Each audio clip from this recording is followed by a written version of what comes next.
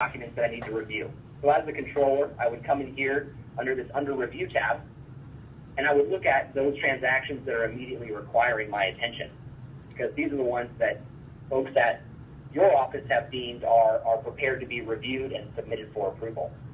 So I would come into a specific transaction here, and I would review all the documents in it, make sure that everything is completed and finalized. And if I take a look at this checklist, and let's just take this at face value, it looks like we're missing a couple of required documents. So the controller might say, well, I can't approve this transaction yet because the checklist has yet to be satisfied. So the controller would come up to this Action tab after reviewing these documents, and they'd say, well, I'm going to reject this transaction because we are missing several required documents, right? So then I would reject this transaction, at which point it's going to go back to the office manager or whoever originated and submitted this transaction for approval and let them know that we're missing several required documents, so there needs to be a little work done in order to satisfy the checklist. Now, let's take it on the other side and say, well, maybe the controller is looking at this property and remembers that this specific transaction doesn't require all these documents, right? This is only meant to be a guide. It's not the end-all, be-all for submitting a transaction or approving a transaction. So the controller might say, well, these are all the documents I need for this property. I'm going to go ahead and approve it. So when they approve a transaction, it goes through as a fully submitted and executed opportunity, and it'll be stored for data mining later, and so you can kind of record on and report from that data that we're storing in your Docusign transaction room account. Does that make sense? Yeah. Any questions on the approval processes of going through these transactions? Nope. Perfect. So the last piece that I wanted to go through is the dashboard. And this is something that management folks really grab a hold of because it allows them to see from a moment's notice in real time how their business has been performing up to date. And what I've done here as a brokerage is created these 6 boxes, right? And these 6 boxes show the various stages that a transaction is at and allows a brokerage or an organization to make better decisions on how to manage their team by what they see within these boxes. So from transactions approved, if we just take this at face value, we're seeing from this month compared to last month, we've approved 42 transactions, which is about a 5% uptick from last month, where we only did 40. So we're doing pretty good this month. Things are looking up. But as I navigate through the tool and look at those that are under review, which means they've been submitted for approval but have yet to be approved, we're seeing that we only have 2 transactions, right? So you might be thinking, as an organization, we need to make some quick decisions on how we can get our number of transactions under review turned up a little bit in order to help the business perform a little bit better in the future.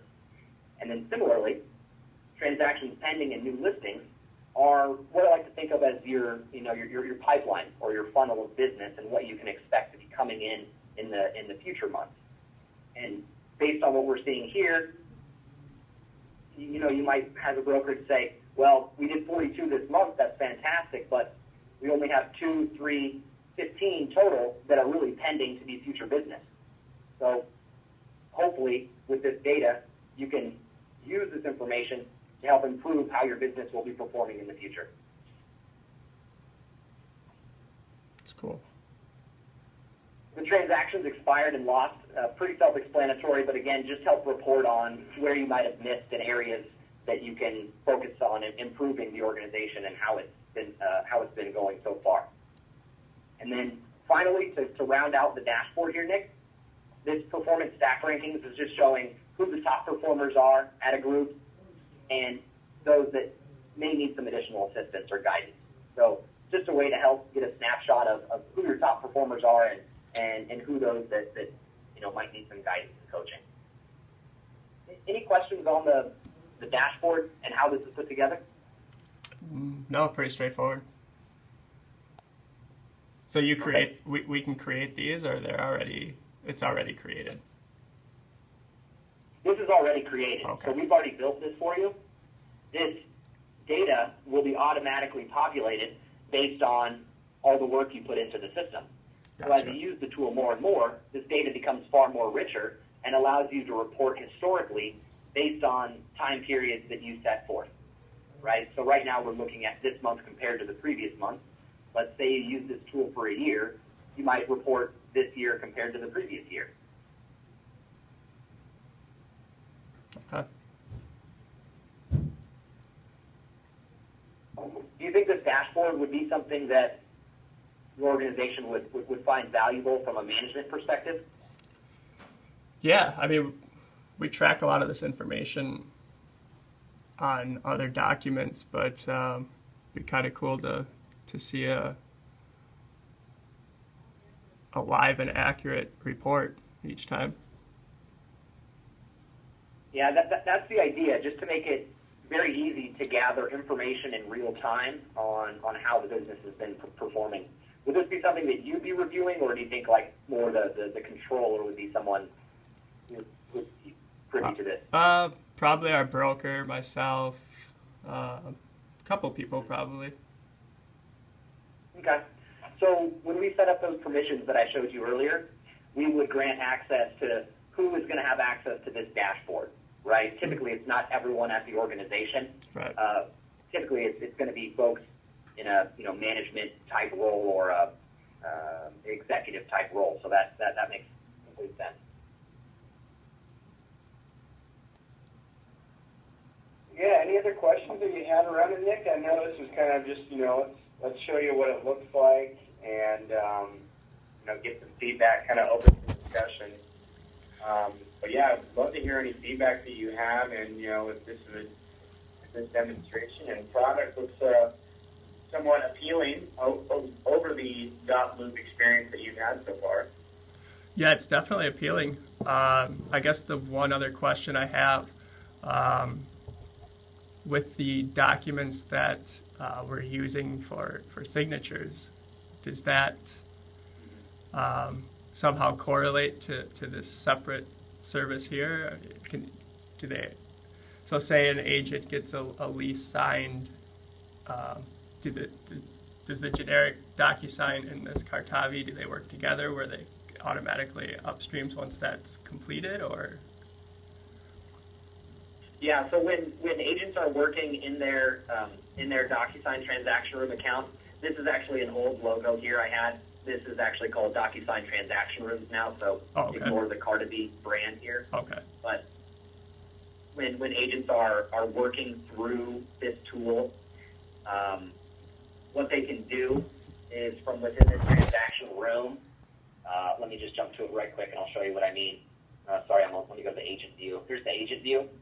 So when an agent's working with on their Docusign transaction room account, they can create envelopes, which I didn't go through here because you're already familiar with Docusign. But when you create an envelope, this account syncs up with your Docusign account. And so when you send out documents for signature, so take that lease, for example, send it out, get the lease signed, it automatically comes back into this room as a document, and it'll populate here with a green stamp on it letting you know it's been Docusigned. Okay, so would the agents be working out of this rather than the other Docusign, or do they work out of both? They could really do it either way, but we would recommend agents work out of this tool because this is going to help manage all the transactions, help them submit for approval, and also, since it links up with your Docusign account, you can send directly from here. So you can send directly from your Docusign transaction room account and have all the signed documents come back completed within the same room. So it's a little simpler and easier way to manage all your transactions. Yeah, definitely.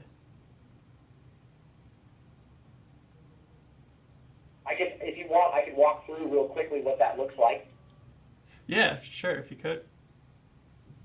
Yeah, no problem. No problem. So we're working on 123 Oceanside Avenue in my Documents tab. I'm going to go, my Envelope tab. I'm going to create a demo envelope, and I'm going to send this one to Shane so he can sign it real quickly and get it back to me. So I'm preparing my Docusign envelope. Little different view here, but very simple, right? Docusign envelope name, subject. If you want to include a message, you can. Grab the documents you need. I'll just grab simple rate on disclosure. And I'm going to choose who I want to send it to, right? So, oh, excuse me, I can't send it to Shane because he's not in my room yet. I'd have to have him included in my room. But let's just pick Matt Coleman here. That's me. I'm going to have me sign a document. Of course, if they don't need to sign, you can have them acknowledge they received it or just have them receive a copy. We'll save that. And of course, just like you're familiar with Docusign, you could have an unlimited number of recipients and a totally unique routing order for every transaction if you so deem so. But now, let's begin. What we're going to do here is tag the document real quick, and I'll send it along for signature.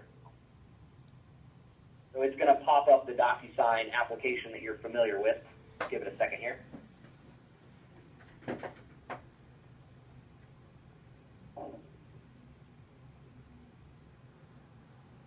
Perfect. Okay. So here's my document. I'm just going to come down to the bottom and place a signature right here, and then send this off for signature.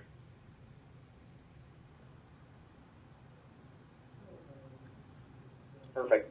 So now, once that's been signed and returned, it'll populate back into this Documents tab. And so I sent that along to Matt Coleman for signature, which is my demo account here. So once I receive that document in my own account, I'd sign it, and then it would pop back right here as a Docusign signed document. Pretty simple, pretty straightforward. You're probably already familiar with how that's done today. Yeah, that actually looks a lot more simple than the original Docusign. Than the actual Docusign account? Yeah. Yeah, I've actually heard that before, and that, it's up to you on how you want to use it, right? I mentioned before, we're not trying to force you to do it either way. You can do it multiple ways, but in my opinion, and I think you might agree, it's simpler and easier to manage everything within a room, right? It just keeps it all together, and you're not really needing to log into your Docusign account. You just need this one application to manage everything. Right. That's cool. Awesome. Well, based on what we've gone through today, do you think you'd be endorsing the Docusign transaction room account? I have to talk with my broker and the CEO, run it all by them. Sure. Just kind of get their input. I know they're looking into .loop more specifically than I am, so they can probably pick out what looks better and what would be best. Do you have pricing on this, or not quite yet? Yeah, we do. So it's you guys pay $159 per user for just the Docusign account, and this would be $195 per user for the transaction management suite. So it's a slight increase, but not much for what you're getting. That's per year? Yep, per year. So let's say if you had 19 folks on the account, that would be about $3,705. Okay.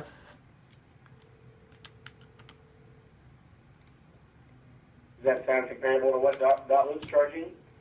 I'm not too sure on what their pricing is. Like I said, I'm not the one that's really looking into that too much.